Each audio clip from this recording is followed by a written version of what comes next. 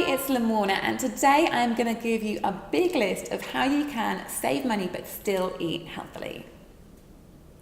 Many of us can get really put off about healthy eating when we go into the supermarkets or we see commercials on TV or health food shops, and we see the price tags of these healthy foods and think, you know what?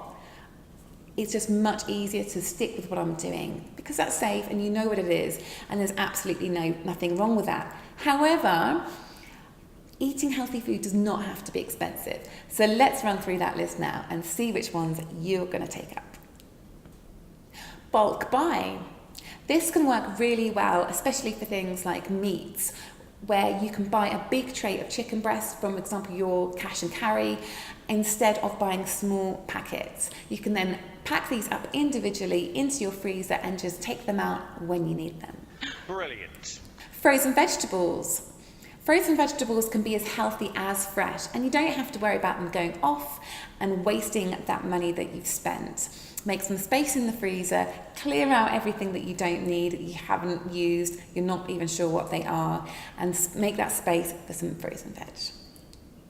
Shop in the local markets. Quite often you can find deals, you can negotiate with the person who's running the market stall, and you're supporting local businesses as well. And they're cheaper. Budget supermarkets. Aldi and Lidl, whether you love the idea of them or you really think, I could never step in there, go. They provide really great value food, there's lots of choice and options, and really, really good prices too.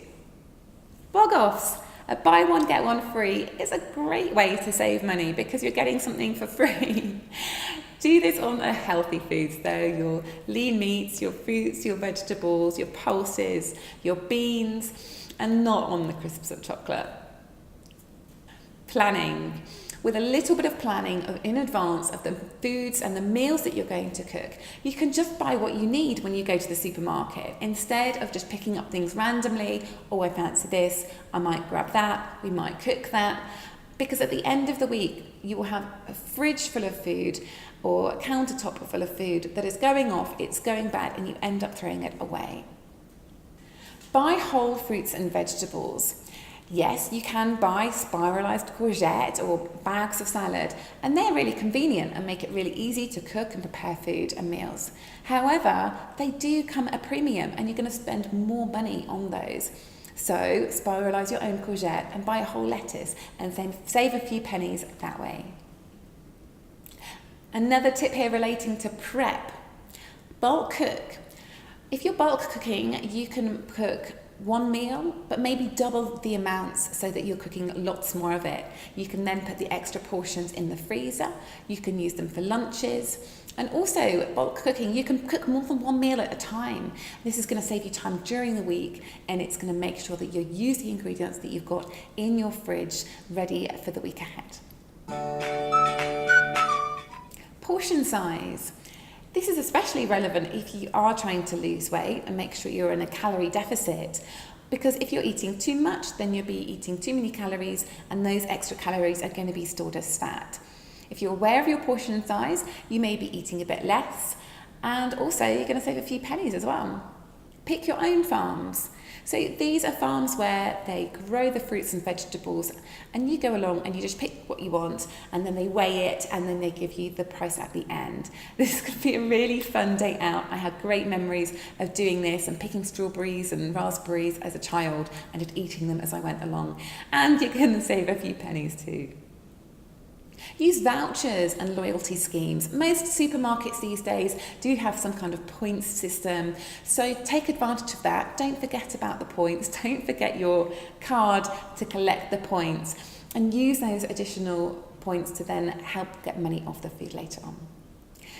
Pulses and beans are something we probably should all eat more of. They're really, really great for us. Loads of health benefits and very nutritious. If you're not used to eating them, go for the tinned versions. But if you are a bit more confident in your cooking, then you can save a lot of money by buying the dried versions. It will make loads more, and they last forever as well. Leftovers. Most of us at the end of a meal, it can be really easy to throw away what's left. Perhaps it's a roast chicken that's got a bit of meat on it. chuck it in the bin. But you could take that, you could strip the carcass, you could boil it up and make it into a really lovely soup. Maybe you've had a curry and you've made some rice, but you've made a bit too much. Pop it in the fridge and use it the next day. Cook it up with a load of vegetables and maybe some prawns or chicken and have special fried rice.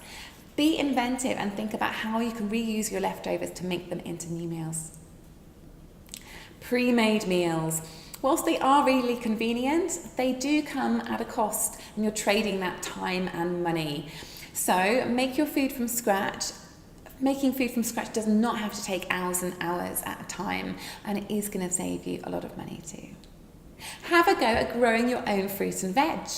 You may not have access to an allotment, but if you've got a bit of garden space, you can have a go.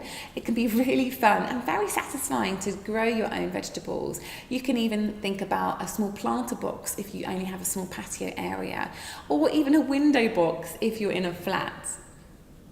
So there are my top tips for how to save money and still eat healthily.